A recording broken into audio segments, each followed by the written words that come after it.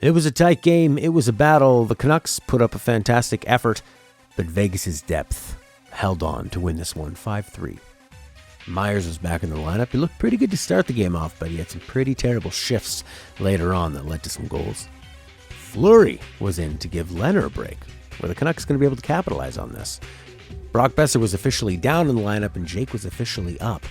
But Sutter and Beagle were still split up on the bottom six, which is just two anchors on your bottom six lines, which is just slowing down the offense of Mott, Gaudette, and Besser.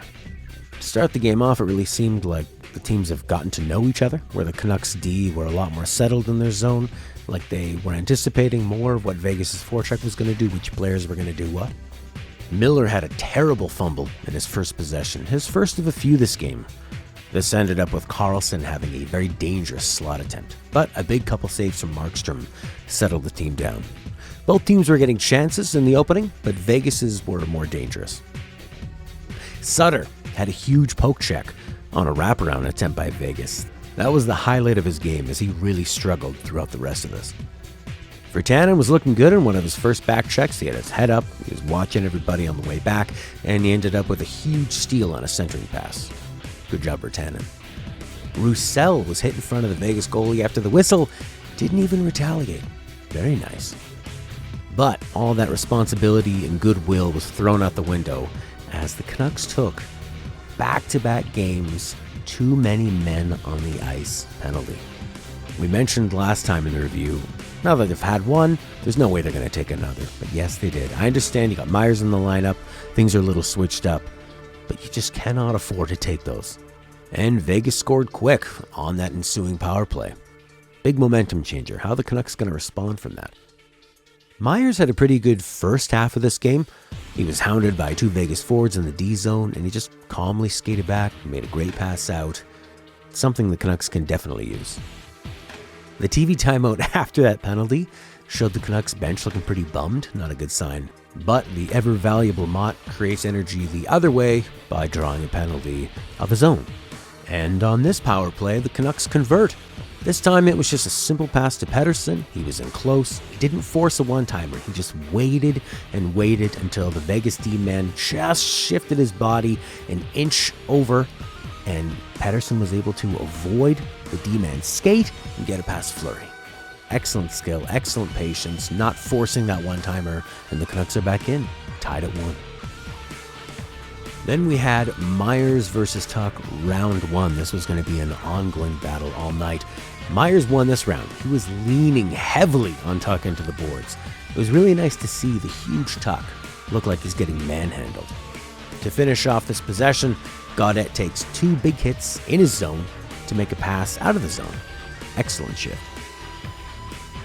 On the other end of the ice, though, Reeves rubbed out Hughes in the Vegas zone, just tossed him into the boards, caused an odd man rush. Stevenson was just flying, give and go, and Vegas is up 2-1. Hughes was pretty slow on the back check for the goal and was holding his back after, so it looked like he might have got hurt, but I guess he was fine as he ended up playing the rest of the game and was fairly effective up until the end.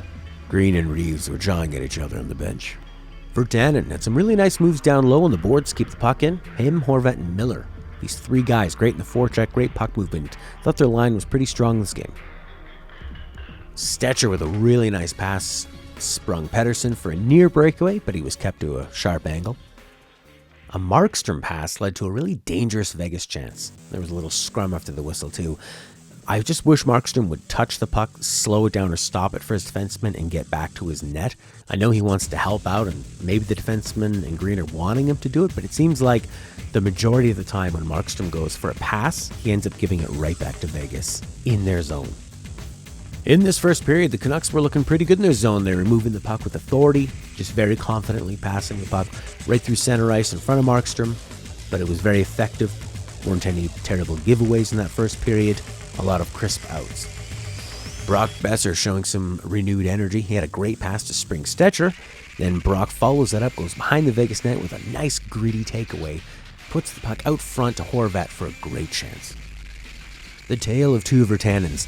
I loved his speed and puck movement and a physical hit on Stone in one play, but when the Canucks had gained possession and Vegas was sitting back in their zone and this was a chance for the Canucks to really do something, Virtanen just lazily wrists it into the Vegas defender's feet and they lose possession. It's so frustrating. This leads to the fourth liner of Vegas, Carrier, holding the puck in the Canucks zone long enough, just him against the Canucks team, for Vegas to change their entire line. This is all off a bad Virtanen play. What the hell? The Canucks started to struggle here to get out of their zone. They had several bad exits. Big Fantenberg steps up, moves it into the zone, follows up to keep it in, gets an offensive faceoff. This leads to an icing. It's these important little plays that are really important and why I love Fantenberg on that third pairing. At the end of the first, Vegas' forecheck in neutral zone was so intense. They were just all over the Canucks breakout. The Canucks were lucky to get out of that last minute of play. To start off the second, Virtanen had a much improved sequence. Now, get this. Off the faceoff, he was super disruptive in the neutral zone, comes back to help the Canucks D break out. He's forechecking. Fantenberg pinches in to keep the puck in. Horvat is now the guy all alone in the Vegas zone. 1 Horvat versus 5 Vegas Knights, and he kept the puck in for the Canucks to get a line change. This led to 3 huge chances. But Vegas responded back with a dominant neutral zone and forecheck, that same pressure we just saw. They were just swarming the Canucks and causing really sloppy play. This led to a Mark Stone super deke, and Markstrom had to make a huge, strong toe save. He had one leg on the outside of the post, one leg on the inside. Wasn't even looking at it, just keeping his body rigid like a dead fish. There was some more sloppy Canucks D play following that, leading to another giveaway. Even when there were like 3 Canucks in the D zone to 1 Vegas Knight, they ended up giving it away. Vegas was just turning on the pressure in the second period. Brock playing with Roussel most of the game. I really didn't like that. I would like Roussel to be on that fourth line with Sutter and Beagle, but their forecheck did deliver a pretty good chance. But Cousins for Vegas goes flying the other way. He blows past Stetcher. I'm a little worried, but Myers still looking good in the first half of this game. He was directing traffic and kept the play from becoming too dangerous, with great help from Gaudette too. The Canucks get a 2-2 tying goal here, and it is all about JT Miller's utility and skill. Now, watching Miller here, he plays such an NHL game. He's not super fast, he's not super big, but his ability to shift directions and create space is why he's so effective and why Brock Boeser is struggling. Now, with some great angling and body work, Miller ends up causing an offensive zone faceoff for the Canucks. Now, they win that faceoff, but they lose possession. Horvat goes back, grabs a bad pass from Vegas. In the neutral zone, he gets it to Miller. Miller sees McNabb, big, heavy defenseman for the Vegas Knights, loves to hit. At the blue line, instead of Miller just like forcing a silly deke or a bad pass, he chips the puck, goes into forecheck. Now this forecheck line comes up with it. You got Virtanen, Horvat, Miller causing chaos in the back. Virtanen with a nice pass back to the point. Edler with his patented, not dangerous wrist shot, but he gets it into traffic. Miller with a deflection. There's traffic in front, and Bo puts it in for a tying goal. Everything about this goal was caused over 2 different sequences from the not flashy things that Miller does, but the hockey things that will win in the pro leagues. That's the utility and leadership of Miller getting you this tying goal when you need it, any way he can. At this point, Hughes was looking a little disengaged in the D zone. He coughs up a big shot. There's a huge rebound out to Marchessault. Markstrom has a fantastic poise to make one save and then keep that left leg extended to stop Marchessault from a rebound shot where he had so much net to shoot at. Myers versus Tuck, round 2. Down low. I'm loving this battle. Myers all over him, able to just like push him, reach around, box him out. It's a great battle, and it's something that only Myers can offer on the Canucks D-line. But Myers ends up getting hemmed in for a really long shift. This is something that started happening in the second half of the game, is that Myers is great at getting the puck out if he can get possession right away. He's got a good pass, he's very poised, he can stick handle, and he can absorb hits. But if he doesn't get the puck out right away, he ends up just grabbing a spot right in front of Markstrom, and he's not going to move, and it ends up becoming very static in the Canucks zone, and it becomes very, very dangerous. This happened at least twice in this game where he got held in for a long time. Marchessault, dangerous all game. He had another dangerous in around this time. Created a big chance. Markstrom just got his pad down. The puck was actually between Markstrom's pad and the ice underneath. But on the other side, Pettersson and Toffoli had a nice fast forecheck. This produced a great Pettersson chance out front, and Fleury had a flashy glove save, keeping it even. Besser had all kinds of hustle and skill to produce a super dangerous possession, ended with a cross-ice setup to Gaudette. Now this is why Sutter should not be with Gaudette. They just happened to end up on the same line. I think it was sort of an overlap of a line change, because Brock stayed on with Beagle and Mott, which resulted in another in-front chance and scrum. Both teams were buzzing here, looking for that go-ahead goal, but both goalies were denying everything. Canucks had a lot of help from the refs with penalties, especially some really bad ones on Vegas' side. But on this power play, it was a real sneaky play. Hughes winds up from behind the net. He's racing through the neutral zone, hands it off to a totally static Miller, who flicks a no-look pass behind the Vegas defense. Hughes grabs it, gets down low, passes it out front to Toffoli in close range, and the Canucks are up 3-2. Vegas responded after that with a great chance, but another huge Markstrom save. Vegas had 3 forwards in the Canucks D zone when the Canucks had full possession on this forecheck. That is a very aggressive forecheck. After this, finally, I see Sutter with Beagle, and Sutter gets his first open shot. Now put Mott on the third and keep Sutter with Beagle. Now, about the refs helping the Canucks here. Stetcher got high stick by Edler, and Vegas gets the penalty. Everyone on the ice seems to notice the Vegas bench is pissed. The coaches are. You think that somebody's going to take a look at this on video in Toronto or wherever they do this stuff now, but they seem to just let it go, and there's no option for the coaches to do any kind of recall, and it stands. But it must have been bad karma as the Canucks really struggled to get settled. Maybe the late period ice was not helping. Of course, good old Miller deftly gains the zone, but the Canucks failed to capitalize. Another penalty to Marchessault right after this. This time goalie interference. Now Markstrom was out of his crease, and Marchessault really looked like he tried to avoid it. Not a great call. Vegas doesn't let it get them down though. They have an ultra-aggressive penalty kill, even generating a rush chance the other way. Canucks finally get settled in the Vegas zone with their second unit, but Jake has a terrible giveaway at the line. Both teams are buzzing, but Vegas, understandably, seems hungrier being down 1 goal. They are all in on getting this next goal, but the Canucks are not sitting back either. This leads to Theodore in the slot, but he just can't get a great shot off. Vegas is buzzing hard the last minute of the second period, and the Canucks are just stuck, static in their zone, but they get out of the second period still up 3-2. To start off the third period, it's end-to-end both ways, but the Canucks are looking a little more cautious, playing with that 1-goal lead. Myers ends up pinned in his zone again after he mishandles the puck in the corner, and Sutter has a really wonky hooked clearing attempt. The Canucks are looking so static in their zone, Sutter's not able to help, and Vegas ties the game up with a point blast. Jake looking good again, this time with Horvat and Mott. He chips the puck in and pushes through the defense, looking for penalty or possession. Mott doing work in front of the net. Good work all around, leads to an offensive zone faceoff. After this, we get Myers versus Tuck, round 3. This is where you see Myers struggling again, where if he doesn't get that puck out initially, he's in for a really long defensive zone shift as he just parks in front of the net and lets it all come to him. Eventually, they get it out, and it's only due to a Vegas broken stick. It was a terrible, terrible shift. This is where you could feel Vegas pulling away. At this point, there was a battle of the speedy bottom lines.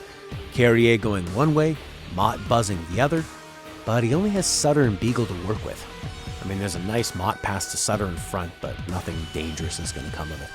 Mott had several more terrific plays down low to extend this possession single-handedly, and this is after he single-handedly created this offensive possession. Virtanen with more great work down low, leading to him getting a close-up attempt, but he can't convert. It goes the other way. Miller loses control of the puck in the neutral zone. Vegas gets an odd man rush because of it. Chaos ensues on a bad line change, and it goes in off Pacioretty's stick or skate. It moves so fast, I couldn't really tell. It was just an odd man rush of Vegas forwards moving towards, and Pacioretty, being a goal scorer who knows where to put his body so that you can get those dirty goals.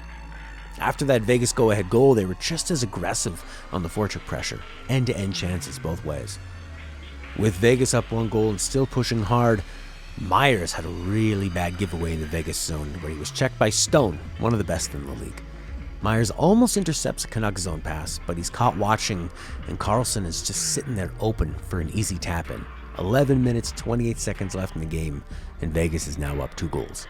This is where you really felt Vegas' depth, where they're dangerous and aggressive every line through, building momentum, and where the Canucks bottom 6 keeps losing momentum for them, usually with the Sutter line. Sutter did not have a great game.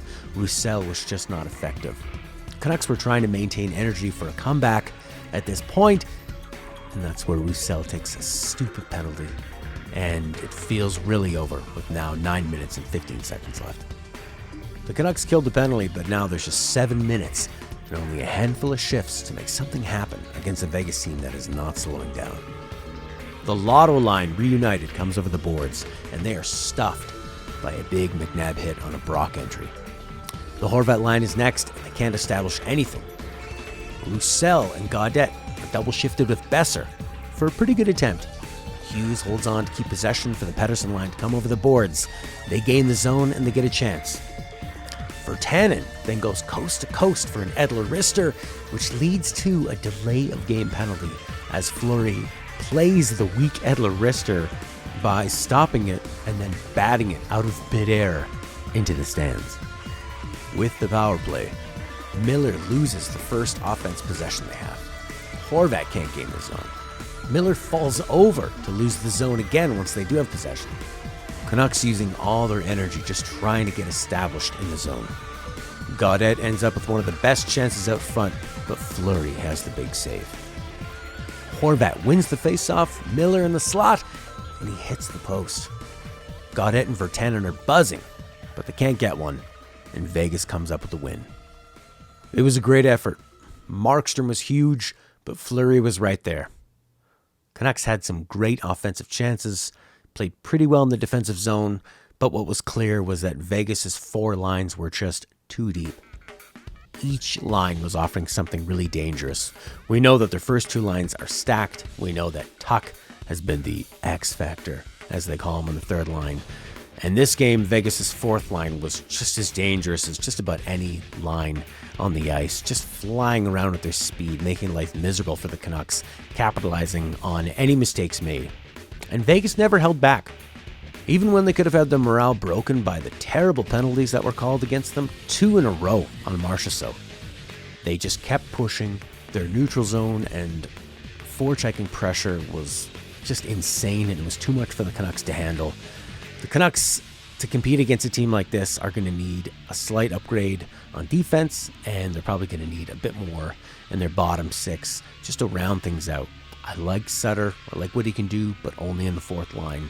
Roussel, only 4th line, and Beagle, and perhaps cheaper players who can offer a bit more offense in those bottom 6 roles. As much as I like the leadership of Sutter and Beagle's face-offs, Roussel, he's a good energy guy, but he's just taking too many silly penalties at really terrible times. I know that any kind of an agitator is not going to be winning the Lady Byng trophy, but you need to pick your spots. And Roussel in this series, he has been targeted by the refs as an easy person to take out of the game when they need to calm things down, but that's because he makes himself known. I think the Canucks will end up with one more win.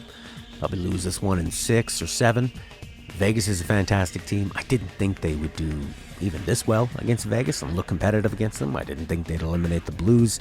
They're a promising team with an incredible core centered around Hughes and Pettersson. And Hughes is still going to grow. He had an inconsistent game. He has to learn how to deal with these big players and these tight checking. And he's going to grow. He's going to get bigger. So's Pettersson. And they're learning from this mentally as much as they're going to grow physically. They're growing mentally with each game and each experience. Canucks are going to figure out what they're going to do to move forward. The biggest thing is, how do you improve, especially with a salary cap, especially with COVID, keeping that salary cap flat? Is Benning going to have to give up a valuable piece to move on from Eriksson? Is he going to be able to convince Eriksson to maybe retire and just give him a different job where he can still get paid but get that money off the books. I feel like Eriksson still has the pride. I think he still wants to finish off this contract. He's a fine defensive player if you're going to have him on your fourth line, but when we need to give bigger contracts to Pettersson, Hughes, Foley's going to be up for a contract. He was useful. I thought Pearson in this game was pretty rough. Markstrom's going to need a new contract. Virtanen needs a new contract. Things have to be moved around. And the Canucks also don't have a lot of draft picks. They keep giving those things up. So they're going to be in tough to see what they can do. But luckily, they do seem a lot closer to being super competitive than I think most people thought coming into these playoffs. Pretty surprising. But a great thing to see, and it just really fills you with hope for, what's going to happen in the rest of these playoffs and the years to come. Let me know your thoughts. Look forward to talking about it. Bye for now. Thanks for listening. You know how YouTube works. If you want to like it, it helps my channel. If more people watch it, it makes it more interesting to keep putting these videos out. If you want to share it, please do, especially in that good old Reddit Canucks forum. Bye for now.